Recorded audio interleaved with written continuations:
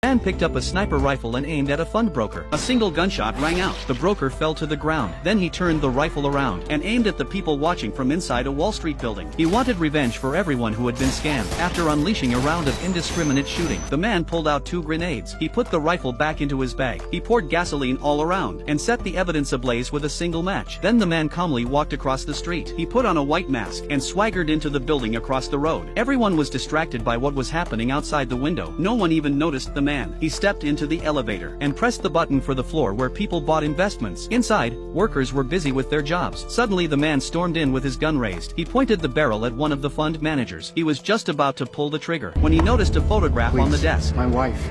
She's pregnant. It made him think of his own wife. The man decided to spare him. Hey, what the fuck is going on? Get back to your wife and be thankful, you prick.